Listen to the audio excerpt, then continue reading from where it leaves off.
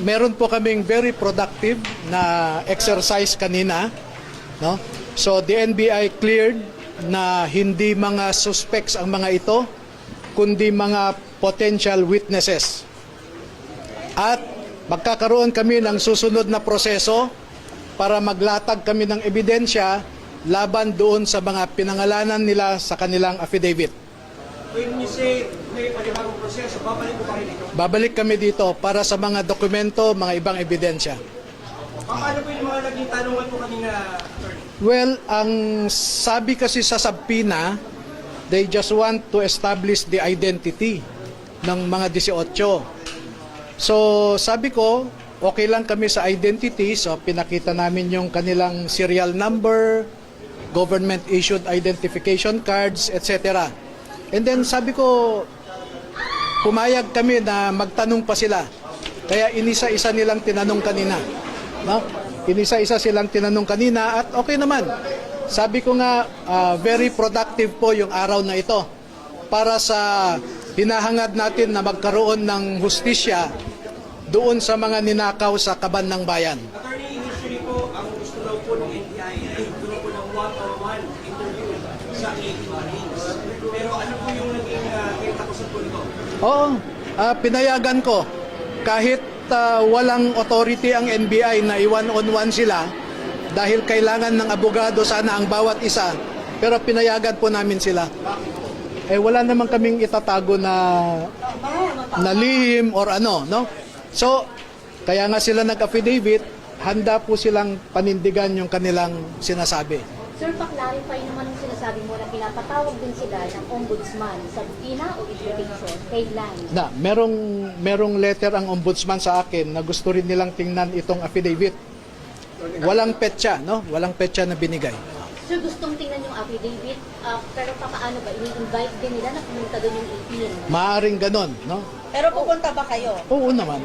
Bakit attorney? Bakit hindi? Inimbitahan kami. Pero for you, attorney, you are that there's some investigation and you are expected since deputized naman or pwede diretso na sa Yan po yung point namin noon, badodoble lang. Pero pagbigyan natin sila, kung gusto ng NBI mag-imbestiga, cooperate kami. Kung gusto ng ombudsman ang mag-imbestiga, cooperate kami. Attorney, di ba kayo hihingi ng na di umano ay may mga sinabi ko po ilang mga members ng 18 Marines na hindi po tumutuma. Katulad po nung flight logs na air taxi na di umano from 2023 to 2025. Wala daw kung ganong klase ng pag-ipad. Okay. Ano po ito? Ganito na lang, no? Kasi ang clarify namin kanina yung mga sinasabi ni Director Matibag sa media, no? Narinig nyo naman siguro, napanood nyo. Unang sinabi ni Director Matibag, 14 lamang daw ang Marines. So, pinakita namin na 16 talaga ang Marines, 2 ang Army. So, napatunayan namin na hindi totoo yung mga alegasyon ni Director Matibag. Pangalawa, yung sinasabi niyang isang general daw, class 75 ng PMA, ang nag-recruit sa kanila. Pinabulaanan namin yon na hindi totoo. Number 3, ang sinasabi ni Director Matibag, nagpirma lamang ang mga ito dahil meron silang economic problems, no? Economic reasons daw. At ipinakita namin na hindi kami nabayaran, bagkus ang gusto lang namin ay lumabas ang katotohanan tungkol sa bilyon-bilyong ninakaw sa kaban ng bayan. Yung flight detail na sinasabi po ninyo, ang sabi ni Director Matibag, sa 2023 to 2025, di ba sinabi niya, ay wala daw eroplano ng air taxi pumuntang Ilocos. Kinaligtaan niya yung 2022. Bakit ba 23 to 25 lang ang sinasabi niya? Kasi 2022, nag-deliver sa Ilocos na gamit ang eroplano. So, hindi ko alam kung saan nanggagaling yung intel o impormasyon ni Director Matibag. At lahat po yan, naklaro namin kanina at sa tingin ko nakumbinsi naman ang mga investigador. So you're saying, sir, na 2022, pero sigurado may flight logs po yun? Yes. Oo. Ang sinabi lang niya 23 to 25 eh. he conveniently skipped 2022. Hindi dapat ganun ang investigador. Ang investigador, bago magbukas ng bunganga, he should first be sure of his facts. Dito po, hindi ko alam kung saan nanggagaling yung sinasabi ni Director.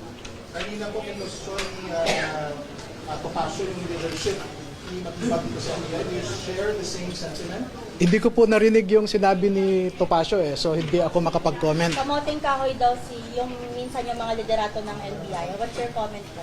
Ayokong mag-comment. Idea niya yun or opinion niya. Attorney, hindi ba kayo hihingi ng security kasi sabi mo nakatanggap sila ng death threat? Kaya naman nating i-handle yan. In fact, sabi ko nga kanina sa taas, merong 3 bahay ng mga dating sundalo na pinasok. Hindi yung mga kasamahan ng mga ito. Isa sa Cagayan, isa sa Iloilo, pananakot, no? Pinasok niyo, sir?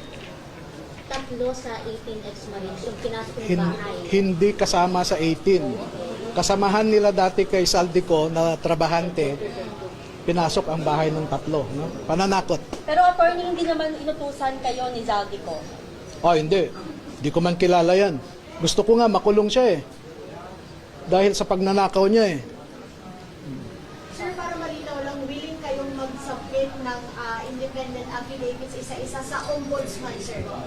Walang problema kung ano man ang gusto nilang forma. Kung hindi nila maintindihan ang ibig sabihin ng joint affidavit, pwede kaming mag-individual, walang issue. So, satisfied na po ba kayo na dito ginagawa yung investigasyon? Mas gusto nyo pa rin pong matuloy sa Senado yung Bahala rin po ang Senado. Wala kaming impluensya sa kanila. Pero kahit saan kami dalhin, pupunta kami para lang lumabas ang katotohanan. They test the credibility of the 18. We are open to that. Sir, 100 daw po yung kinausap, and 38 daw yung pumayag, including the 18 Marines. May 20 daw pa po na... Hindi ko alam din yan Kaya nga, hindi ko alam kung saan nanggagaling yan. Pero may lalantad pa, attorney. Ayoko munang sagutin yan. Sir, ano yung kwento doon sa 3 yung pinasok yung bahay, yung mga kasamahan nila? Pakwento lang. Ang idea, ang assessment ko, pananakot lang. Yung may idea kayo, sir, sino? bakit hindi po sila tinagin? Bakit po yung mga kasama? Oo, yes. Para wala nang lumabas na iba pa. Sir, sino? Yung may idea kayo, sino yung nasa likod yung mga pumasok pa sa... Meron akong idea pero hindi ko ma-share. So may lalabas pa talaga, sir? Ayaw ko munang sagutin yan. Mga ilan pa yan, attorney? Mga ilan na lang? Hindi ko alam kasi ang computation ni Director 100 pa daw. Hindi, 20 daw po including the 18, so may 20 pa raw po na. Hindi ko rin alam yan po. Attorney, pero sa inyo, sir, meron po bang lalabas or wala? Ayaw ko munang sagutin. Sir, you're not confirming na Anong wala? death threat, sir?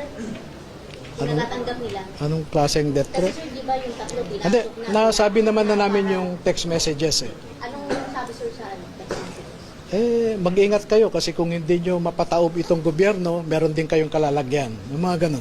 Kailan nyo natanggap yun, sir? Sometime February. Early week. First week. Ilang messages? Sunod-sunod kasi yun Sunod-sunod. Pinakatumatak po sa inyo.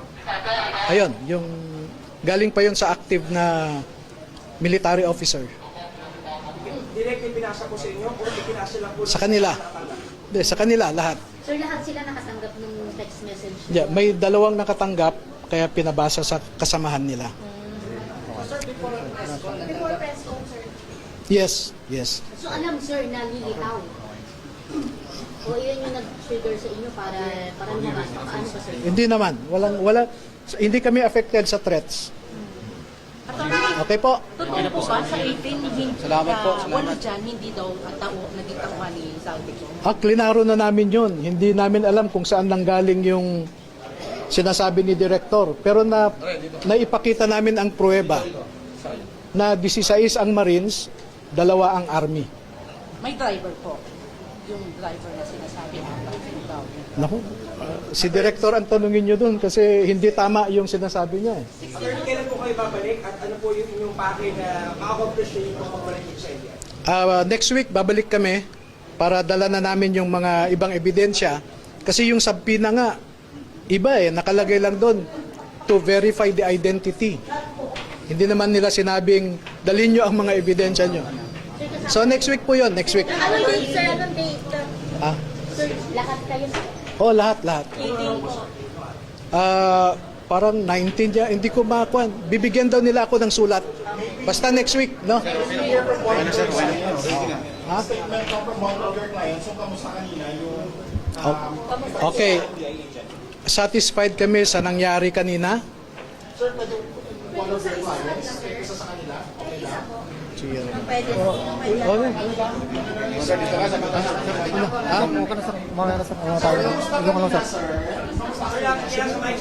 Ayos lang po, sir. Okay naman po yung trato nila sa amin, sir. Anong trato, sir?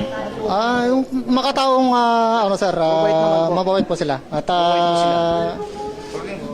ano naman lahat, mabait po sila sa amin. Salamat po. Wala po. Thank you po, thank you.